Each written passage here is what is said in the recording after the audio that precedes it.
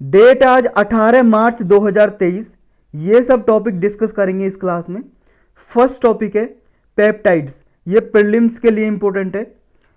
Recently Assam में गुवाहाटी है जो, वहाँ पे एक इंस्टीट्यूट है, नाम है institute of advance studies in science and technology. इसके कुछ साइंटिस्ट ने, रिसर्चर ने रिसर्च की है और स्नैक वेनम से, जो सांप का जहर होता है, उससे एक पेप्टाइड्स ड्राइव किया। सांप का जो जहर है उससे कुछ पेप्टाइड निकाले, तो जानेंगे इसमें पेप्टाइड है क्या। और जो ये सांप के जहर से, स्नैक वेनम से जो पेप्टाइड निकाले, ये पाया गया कि ये पार्किंसन डिसीज़ को ठीक करने में काफ़ी मददगार हो सकते हैं। जिनकी वजह से पार्किंसन डिसीज़, ये बीमारी होती है, उन फैक्टर को कम किया जा सकता है पेप्टाइड से, जो स्नैक वेनम में मिले हैं। रिसर्चर ने 2 नोवेल कस्टम पेप्टाइड डेवलप किए हैं, मतलब आर्टिफिशियली पेप्टाइड, ये एक तरह से स्नैक वेनम से निकाल के लेबोरेटरी में ये डेवलप किए हैं, जिनका नाम है TNP और HNP। ये स्नैक वेनम से इंस्पायर्ड होकर ही निकाले हैं। स्नैक वेनम में जो न्यूरोट्रोफिन होता है, उससे इंस्पायर होकर, प्रेरित होकर ये पेप्टाइड बनाए गए हैं। ये नर्वस सिस्टम में डेवलपमेंट, मेंटेनेंस और फंक्शन को रेगुलेट करते हैं। जैसे ह्यूमन बॉडी है, ह्यूमन बॉडी में जो नर्वस सिस्टम होता है या नर्व सेल होती हैं, नर्व सेल तो आप जानते हो क्या होती हैं। नर्व सेल को न्यूरॉन्स भी बोलते हैं, न्यूरॉन्स या नर्व सेल्स हमारी बॉडी के हर हिस्से में होती हैं, हर पार्ट में होती हैं नर्व सेल। ये मैसेज को रिसीव और सेंड करने का काम करती है। मान लो ये आदमी है और इसको पैर में कहीं पे चोट लग गई, तो यहाँ जो नर्व सेल हैं वो मैसेज लेके जाएंगी दिमाग में, ब्रेन में, और हमारे ब्रेन को पता चलेगा कि हमें चोट लगी है, कहीं पे दर्द हो रहा है। और फिर ब्रेन से फिर वापस बॉडी में ये नर्व सेल तक, नर्व सेल होती हैं जो ब्रेन में भी, फिर वो वापस कहीं दूसरी जगह पे लेके जाती हैं, इन्फॉर्मेशन, मैसेज लेके जाती हैं। तो ये काम करती हैं नर्व सेल। तो नर्वस सिस्टम को हमारे मेंटेनेंस करना, फंक्शन सही से करना, उसको डेवलप करना, ये सब रेगुलेशन करते हैं ये जो पेप्टाइड मिले हैं। जो ये पेप्टाइड हैं, नर्व सेल में देखो एक रिसेप्टर होता है जिसका नाम है TRKA रिसेप्टर, ह्यूमन रिसेप्टर। इससे जो ये पेप्टाइड जाके बाइंड हो जाते हैं। अगर मान लो बॉडी में पेप्टाइड डाले गए और नर्व सेल जो है बॉडी में, नर्व सेल के ऊपर, जैसे मान लो ये नर्व सेल है, ये नर्व सेल है, इसके ऊपर एक रिसेप्टर है जो बाहर से कोई चीज़ आएगी उसको रिसीव करेगा, उसको बाइंड कर लेगा। तो ये मान लो TRKA रिसेप्टर है, बाहर से पेप्टाइड बॉडी के अंदर गया, मान लो टेबलेट के थ्रू, इंजेक्शन के थ्रू, फिर नर्व सेल के ऊपर जो ये TRK रिसेप्टर है, ये इससे बाइंड कर लेगा। जब ये बाइंड कर लेगा तो ये काम क्या करेगा, काम ये करेगा, जो ये पर्टिकुलरली ड्रग या दवाइयाँ, मेडिसिन दी गई हैं, ये अच्छे से स्पेसिफिक एरिया में काम कर सकेंगी, यानी कि अच्छे से थ्योरेटिक पोटेंसी बढ़ सकेगी इससे, इसके यूज़ से। तो पेप्टाइड होते क्या, पहले ये जानते हैं, और फिर इनकी एप्लीकेशन और कहाँ कहाँ पे यूज किए जाते हैं वो जानेंगे। देखो प्रोटीन तो आपको पता ही है, प्रोटीन क्या होता है, एक न्यूट्रिएंट्स है प्रोटीन, हमारी बॉडी में भी पाया जाता है, हम बाहर से लेते हैं, जैसे बहुत सारी चीज़ों में होता है, मिल्क में होता है, सोयाबीन में होता है, बहुत सारी और चीज़ें हैं। तो जो बॉडी में प्रोटीन होता है, या प्रोटीन जो आप लेते हो कोई भी फॉर्म में, उस प्रोटीन से ही सेपरेट होता है ये पेप्टाइड। प्रोटीन में ये देखो पॉलीपेप्टाइड होते हैं, बहुत सारे मल्टीपल पॉलीपेप्टाइड होते हैं, और ये प्रोटीन से ही सेपरेट होते हैं ये पेप्टाइड। और हमारी बॉडी में बायोलॉजिकल फंक्शन करते हैं। पेप्टाइड्स की नेचुरली भी एक शॉर्ट चेन होती है अमीनो एसिड की, और ये अमाइड बॉन्ड की वजह से एक दूसरे के साथ बंधे हुए होते हैं पेप्टाइड्स।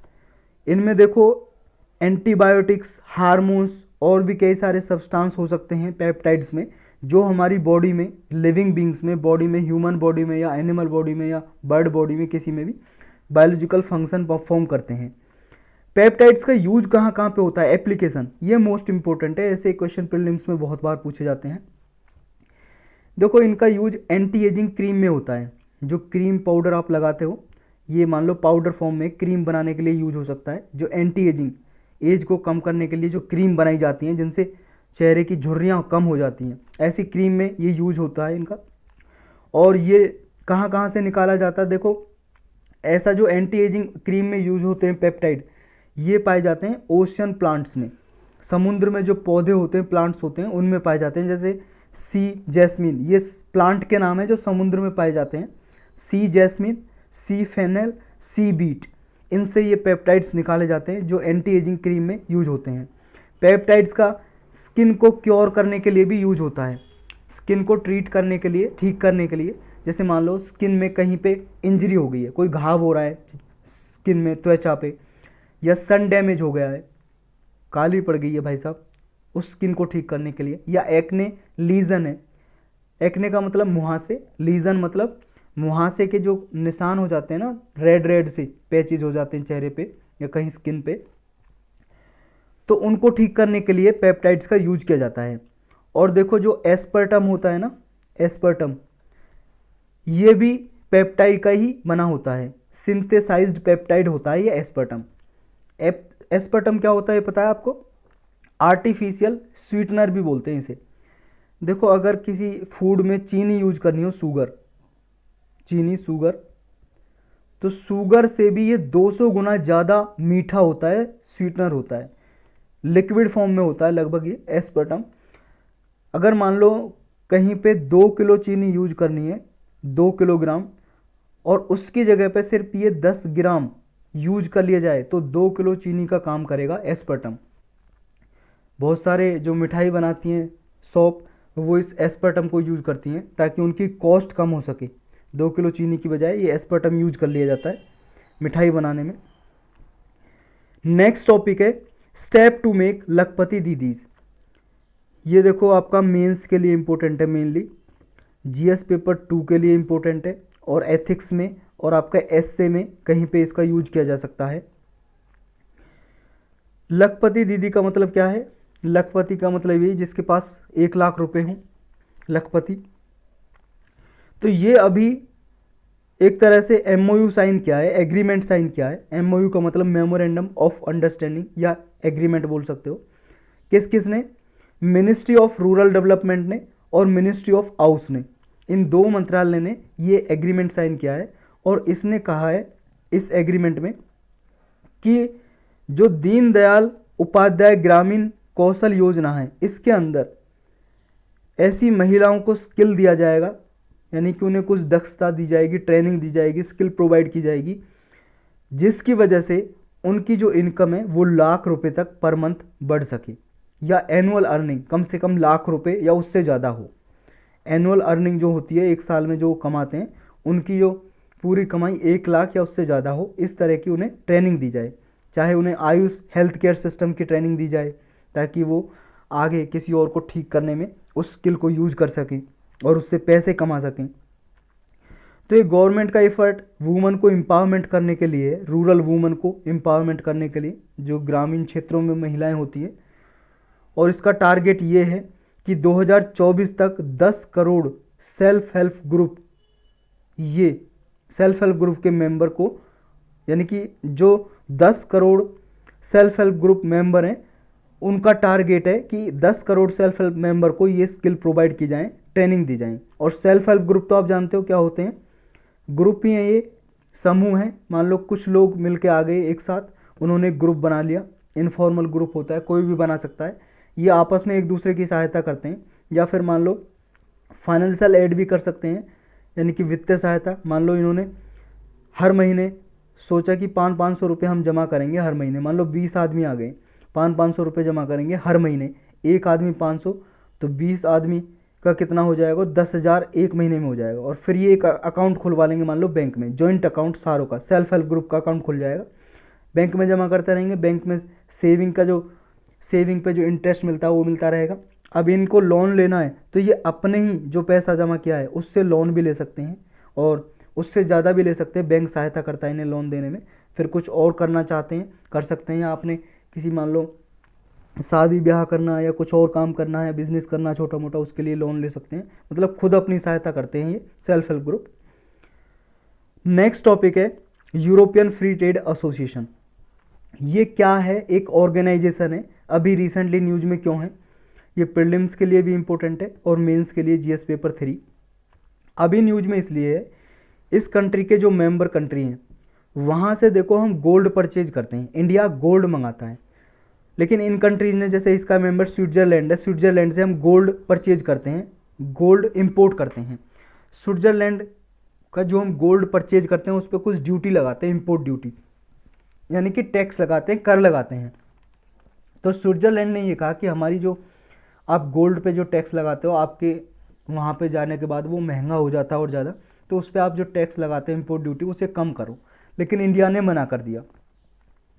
इसने ये भी कहा इंटेलेक्चुअल प्रॉपर्टी राइट्स की कुछ टर्म है उनको भी आप ईज करो, कम करो, और गोल्ड पे भी जो ड्यूटी लगाई जाती है उसे कम करो, कंसेशन दो। लेकिन इंडिया ने मना कर दिया। जो ये EFTA है, हमें इसके बारे में जानना mainly, European free trade association. ये देखो 1960 में बनाया गया था यूरोपियन फ्री ट्रेड एसोसिएशन। इसका हेडक्वार्टर स्विट्जरलैंड का एक शहर है जेनेवा, वहाँ पे इसका हेडक्वार्टर है। एक इंटर गवर्नमेंटल ऑर्गेनाइजेशन है, इंटर गवर्नमेंटल ऑर्गेनाइजेशन। 4 कंट्री इसके मेंबर है। कौन कौन से? आइसलैंड, लिechtenstein, नॉर्वे, स्विट्जरलैंड, ये 4 कंट्री। ये देखो आपस में इन्होंने इकोनॉमिक इंटीग्रेशन किया और फ्री ट्रेड को प्रमोट करते हैं चारों कंट्रीज़ में। यानी कि इन 4 कंट्रीज़ में कोई भी माल जाता है, आपस में बेचते खरीदते हैं, तो कोई टैक्स नहीं लगाते, ये फ्री में ट्रेड करते हैं, कोई इंपोर्ट ड्यूटी एक्सपोर्ट ड्यूटी वगैरह मतलब नहीं लगाते। तो ये कहाँ पे कंट्री, एक बार लोकेशन देख लो आप, ये वर्ल्ड मैप देख रहे हो, यहाँ पे यूरोप की कंट्री है, एक आइसलैंड ये रहा यहाँ पे, स्विट्जरलैंड और ये लिechtenstein यहाँ पे हैं। ये देखो लिechtenstein ये लिखा हुआ स्विट्जरलैंड के पास है, ऑस्ट्रिया के पास, स्विट्जरलैंड के पास, और यहीं पे स्विट्जरलैंड है, इसमें लिखा नहीं हुआ है। यहीं पे आपके पास बड़ा मैप होगा, देख लेना वहीं पे। और नॉर्वे तो आपको पता ही है कहाँ पे, ये वाला नॉर्वे। तो ये 4 कंट्री इसके मेंबर हैं। नेक्स्ट टॉपिक है बेसिक एनिमल हस्बेंड्री स्टैटिस्टिक्स 2022। ये देखो एक रिपोर्ट जारी की गई है और ये इंडिया में देखो लाइव स्टॉक के बारे में जानकारी देती है। जो ये बहुत ही इम्पोर्टेंट रिपोर्ट है जिसके वजह से पता चलता है कि हमारे इंडिया में लाइव स्टॉक कितना इंक्रीज हुआ है। या लाइव स्टॉक का मतलब है पशु, गाय भैंस वगैरह, इनकी पॉपुलेशन, इनका प्रोडक्शन, कितना मीट प्रोड्यूस करते हैं हम, कितना मिल्क प्रोड्यूस करते हैं, ये सब कुछ पता चलता है इस रिपोर्ट में। ये एनुअल पब्लिकेशन है, 2022 का डेटा अभी जारी किया ministry of animal husbandry and fisheries ने। इसके अंदर डिपार्टमेंट है, उस एनुअल पब्लिकेशन करता है इसकी। ये प्राइमरी सोर्स है जो live stock population, production, animal disease के बारे में, एनिमल के लिए क्या क्या इंफ्रास्ट्रक्चर बना हुआ है, कौन कौन से प्रोडक्ट हैं। मेजरली 4 मेजर प्रोडक्ट हैं, उत्पादन लाइव स्टॉक के, जैसे मिल्क, एग, अंडे, मीट, वुल, ऊन के, इनके बारे में इंफॉर्मेशन प्रोवाइड करता है। तो मेजर फाइंडिंग क्या है, इस रिपोर्ट में बताया कि हमारे इंडिया में जो पर कैपिटा मिल्क अवेलेबिलिटी है, यानी कि एक आदमी के लिए जो दूध उपलब्ध है वो 444 ग्राम पर डे है। यानी कि जितना मिल्क प्रोड्यूस होता है हमारे इंडिया में, एक आदमी पे वो बांटा जाए हर एक आदमी पे, तो एक आदमी के हिस्से में 444 ग्राम आएगा एक दिन में। यानी कि अगर आप 444 ग्राम के ज़्यादा पी रहे हो तो आप दूसरे आदमी का हिस्सा पी रहे हो। यानी कि अगर 500 ग्राम या 1 लीटर दूध पीता कोई आदमी एक दिन में, तो सोच लो वो 2 आदमी का और हिस्सा पी रहा है। टॉप मिल्क प्रोड्यूसिंग स्टेट्स कौन सा है? राजस्थान में सबसे ज़्यादा मिल्क प्रोड्यूस होता है, उसके बाद उत्तर प्रदेश में, फिर मध्य प्रदेश, गुजरात और आंध्र प्रदेश। ये 5 स्टेट्स हैं हमारे इंडिया में जो सबसे ज़्यादा मिल्क प्रोड्यूस करते हैं, सबसे ज़्यादा दुग्ध उत्पादन करते हैं। टॉप मीट प्रोड्यूसिंग स्टेट्स कौन से हैं? सबसे ज़्यादा मीट प्रोड्यूस होती है महाराष्ट्र में, फिर उत्तर प्रदेश, वेस्ट बंगाल, आंध्र प्रदेश और तेलंगाना। सबसे ज़्यादा ऊन कहाँ पे होता है? राजस्थान में सबसे ज़्यादा ऊन होता है, वुल होता है। उसके बाद जम्मू कश्मीर, गुजरात, महाराष्ट्र और हिमाचल प्रदेश। यह आपको पता होना चाहिए, कम से कम 2 स्टेट तो सबसे ज़्यादा किस में होता है। टॉप एग प्रोड्यूसिंग, सबसे ज़्यादा अंडे कहाँ पे होते हैं? आंध्र प्रदेश में, फिर तमिलनाडु, फिर तेलंगाना, वेस्ट बंगाल और फिर कर्नाटका। लाइव स्टॉक का कंट्रीब्यूशन कितना है एग्रीकल्चर में? 30% इनकम प्रोड्यूस करता है लाइव स्टॉक एग्रीकल्चर में, क्योंकि एग्रीकल्चर और अलाइड सेक्टर में आ जाता है ये पशुपालन और एग्रीकल्चर सब। तो 30% कंट्रीब्यूट करता है। ये 2020-21 में क्या है, इसने 30% इनकम प्रोड्यूस की है।